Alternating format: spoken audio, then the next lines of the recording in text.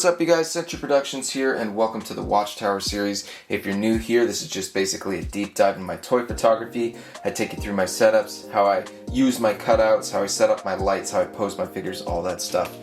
We're starting off this episode with Superman. I've been shooting a lot of Marvel Legends figures lately, a lot of Marvel characters recently. I mean, that's pretty much my bread and butter. So I figured I'd do something a little bit different. Found this cool little cutout of Superman holding the world. There's been tons of different depictions of Superman, like lifting up the world, or holding the world. And, it's a very small cutout. Of course, we're using the Mafex Dark Knight Returns Superman figure, which is the only Mafex Superman figure I have currently. I do want to get a hold of the Hush one at some point, but on the secondary market it's like $300, so I'll probably never get it, honestly. But so we're using this Superman, which is one of my favorite versions of Superman, and I think it works really well for this little cutout right here. Like I said, it's a very small cutout. I'm trying to use cutouts more and more, especially more recently. I've just realized that when I'm using cutouts, I think it's like my best work. I think it's just what I'm the best at when it comes to toy photography, and I've got so many different cutout sources and cutouts that I've made that I've just never used that I figure, what the hell, might as well just start using them. I've been kind of like trying to think of ideas lately, and basically if I just pull out these cutouts, the ideas are just the cutouts themselves. So that's what we're using today. It's a cool little cutout. Had to light it, we're in space, so I guess the idea is Superman is in space, so I kind of wanted a cooler picture, but I still wanted the colors to pop a little bit, so I've got tons of lights I'm using right here. If you can kind of see, got two Ulanzis on each side, that's lighting up the cutout. And then back here, I've got my garage kit by Ulanzi as well. That's giving him some backlighting and side lighting. Same with that Ulanzi in the back right there. So you can kind of see the effect that gives him. We get some nice highlighting on the sides right here, highlighting on the face. Maybe that's the stars in the background that are, shining and kind of giving him that side lighting, And then, of course, the cutout, which, kind of had to size it correctly. When I am doing cutouts this small, I'll print like a whole page of them, of the cutouts, all different sizes. So, if it's just occupying one page, it's the same price for one page than it is for, printing out the same image multiple times. So I'll throw them all on a page, and then I'll just basically find the one that fits correctly to the figure and just cut it out with an X-Acto knife, glue it to a piece of construction paper, and voila, there we go. If you can I guess I can kind of turn this for you guys. There's tack on the back there that's holding the cutout in place. Just made sure I needed to position the arms correctly. I initially had Superman looking down, but it just didn't look right to me. I don't know. So I have him now looking at the camera, which I wish there was like a couple more head sculpts that they had given us with this figure. This one's very stern. So it's almost, I hope it doesn't get interpreted this way, but when I look at it, sometimes when I look at the image, I think it kind of looks like Superman's like gonna destroy the world as opposed to help it, but I hope it doesn't get interpreted that way. Or if it does, regardless of how it gets interpreted, I think it's a good shot. So that's what we're starting off with right here. I don't know what else I'm going to be shooting, so I guess you guys will find out. But I just wanted to show you this cool little cutout shot. Let's check out this shot.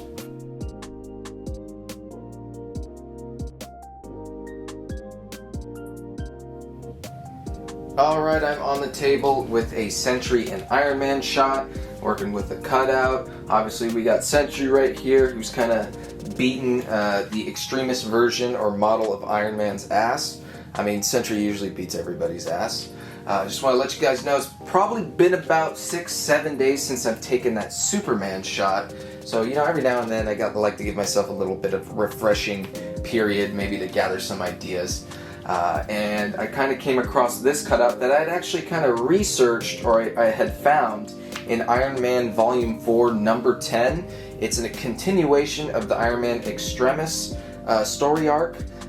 So it's about 4 issues after the initial Extremis story arc ends. I've only read up to issue 6, which is the whole Extremis arc. So this, for whatever reason, I'm not exactly sure what's happening between these two guys in this issue, but I was kind of perusing the issues, came across this splash page that had this cutout of Iron Man right here. Let me see if I can get that in focus so you guys can see. Very cool cutout, love the art. Art's by Patrick Zurcher. It's not someone I'm really familiar with too much, but I do really like this art. And if you actually like read this issue, there's actually quite a few iconic Sentry images throughout this issue. You know, whenever I see somebody mention the character of the Sentry and they put up an image to kind of show what he looks like, it's usually one of these images that are from this book, which is funny. Like I said, Patrick Zurcher, I'm not really too familiar with him, but he's got some of the most iconic Sentry images out there. So if I can show you guys the side-by-side, once again, of the actual splash page, you can see this is pretty close to how it looks right here. Let me give you if you can see the Sentry a little bit better. So working with distances a lot, we got our background back here, which is probably about 8-9 inches from the Sentry. We got our Sentry on a flight stand. And then he's another 8 inches away from this cutout. We're just trying to line everything up so that you don't see the stand right here, and it kind of hides it right behind the helmet. Obviously in this format, on this video I'm showing you right now, it's kind of hard to tell what I'm talking about. The framing is going to be very different. Once you see the completed image, you'll kind of see how everything lines up. So I don't want to keep you waiting too long for that. Just some things to talk about this shot.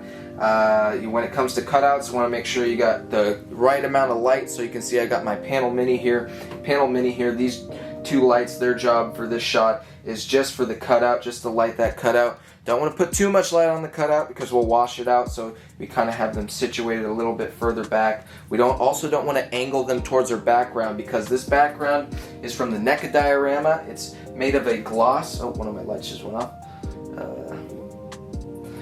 It's made of a glossy kind of material, so when you point a light at it, it kind of creates a reflection in the actual background. So making sure we're keeping an eye on the reflections on this background. We don't want to put too much light on the cutout right here. We also want to make sure we're lighting the Sentry the best we can. So I have my little light right here that's just kind of doing its job to light the top of his head and the front of his body. I've also been kind of playing around with this Ulanzi right here. I just have it on a little tripod, and when I take the shot I have it on a timer. That way I can kind of just raise my hand holding this up behind him to kind of get that really nice kind of glowing, kind of like come to Jesus type of lighting on the Sentry. If you can kind of look at that panel, it's kind of similar to that. Another thing I did want to mention I thought was pretty sly on my half, thought was pretty cool. This image, let me see if you guys can see this in the frame. So you can see the image right here kind of cuts off right here because in the actual NECA diorama it only sits up to right about here, so you don't need the rest of the image down here. So it cuts off, so I need a little bit more space to create with this little gap that was right here in this cutout. So I made these little paper buildings, oh man, I don't even know how long ago, years ago. There was just like the facade of a building. I printed it out and wrapped it in some cardboard, and I've always just held on to these. You know, they come in handy like once a year, and what I found is with this little gap right here where it was showing the bottom of this background, I was able to just sit this little fake building right in there, and it kind of covered up that break to the bottom of the image, and it just worked really nice. And I was just happy that I had held on to it because it kind of came in clutch right here. I hope how I explained that makes sense. Once again, final image, you guys will get what I'm talking about. Alright, so you can see a little bit more of this shot right here. I've got the Sentry just sitting on top of a package scale. You know, I'll just use whatever's within my reach if I need to raise something up, so it just so happened to be a package scale. You can see that little building that I was talking about in the back there. I was able to swap out Sentry's hands. He comes with the fists, and then he also comes with trigger fingers, I believe.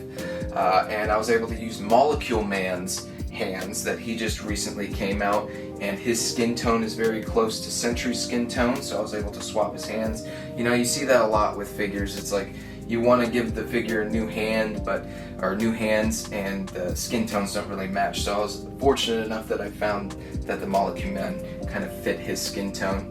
And then, of course, this cape from Soft Good Studios. He's local to me here in the Bay Area. He always has really good stuff. Highly recommend you guys check out Soft Good Studios on Etsy, Instagram. He's all over the place. This Sentry cape, he had you didn't really have to do much. You basically have to rip off his old cape. Just use your brute strength, and then you put this on, and then you just super glue just this front part. You don't have to super glue anything else, and it works really nice. And the cape is much bigger, very posable. And what I've noticed with Soft Good Studios is these bendy wires that he uses are very strong, much stronger than a lot of what the actual toy companies use. So I'm really able to manipulate this cape in all kinds of different ways that I want to pose this Sentry in. And that's part of the fun when you're posing a figure like this, especially when you have a new add-on such as this cape. You can really get that cape flowing. So I think it looks really cool here. Definitely upgraded my Sentry figure just by adding that cape. And yeah, the cape that came with Sentry is just kind of booty. But yeah, this was a fun shot. I kind of just made it happen, and I was sitting on it for a couple days thinking about it, and then I just kind of got on the table, and here it is. Let's check it out.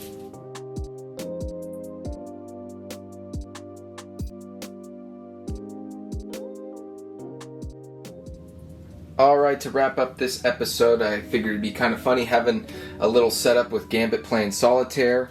This is an idea I've been kicking around for a little bit. I thought it'd be kind of funny. I got this 1/12 scale deck of cards. It comes with one full set, 52 cards, and like a little case, but all these cards don't really fit in the little deck box. But yeah, man, this was actually kind of a hard shot to set up. Especially getting all the cards on the table. First off, I have no idea how to play solitaire. I've never played it. I'll probably never play it. It just doesn't look like a fun game to me. But I just figured, with Gambit and him, playing around with the cards and using cards for his powers, I think it'd be kind of funny if, he was just playing solitaire. Setting up these cards was definitely a chore. Very small, trying to get them in a certain order. I looked up an actual finished game of solitaire, and just from there I actually set these cards up. So this is solitaire accurate. And then I kind of set up a glass of water, his staff. It just kind of looked cool. I was thinking of this angle. I thought it just would be a cool idea. Of course, using the Mezco Gambit. I don't really collect too many Mezco 1/12 scale figures. I do think they're great, don't get me wrong. At least the Marvel characters and the other properties. I'm not super fond on the whole Mezco properties like Agent Gomez and all that stuff. I think they're cool, but it's not really something I would buy personally. But like I said, the Mezco figures, I don't really get too many of them, but when I saw this Mezco Gambit, I thought it was excellent, so I definitely picked up this one. I picked up quite a few other ones, actually. I have like 10 or 15 of them. I got the Blade. I think the Blade's really good, but yeah, I think this is the best Gambit figure that they've produced. Not just Mezco, but I think across the board, 1/12 scale, I think it's the best Gambit figure. It's definitely not as posable as the Mafex one, but I still think this one looks the best. So yeah, fairly simple shot other than setting up all these little cards. I've got him holding a card. I got a light over here. My garage kit from Ulanzi. Love this light. I've been just using the absolute shit out of that light. I just think it's fantastic and extremely affordable. So if you guys are getting into toy photography, Ulanzi garage kit. Ulanzi, honestly, they have the most friendly toy photographer styled lights. There's all kinds of different lights that Ulanzi produces that not only myself, but all kinds of other toy photographers use. Colored lights, the garage kit light, studio lights, they have all kinds of stuff at a very affordable price. I'm not sponsored by Ulanzi or anything. I just thought I'd throw that out there. If you guys are trying to get in on the toy photography, Ulanzi will give you some really nice lights, man. And then I have one more light. It's this light right here, the LED desk lamp. Got that one on Amazon. Use it for rim lighting to light the top of figures' heads. Works really nice. Working with this little dial right here that I bought online probably a year ago. Kind of like a dilapidated type of warehouse. So hopefully Gambit's not being held against his will wherever he's at.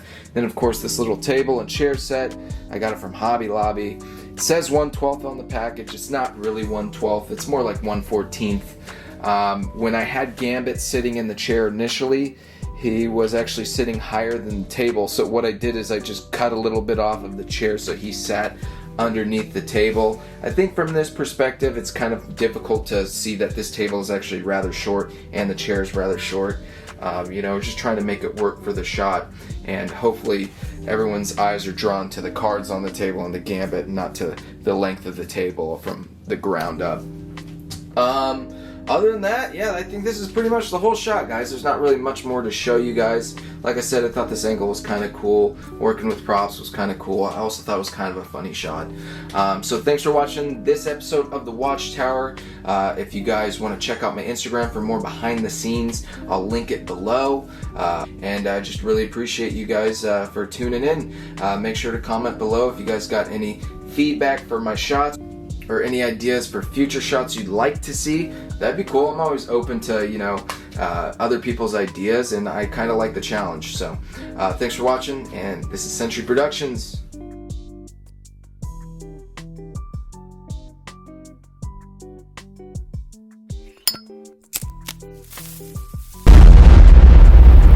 That's crispy.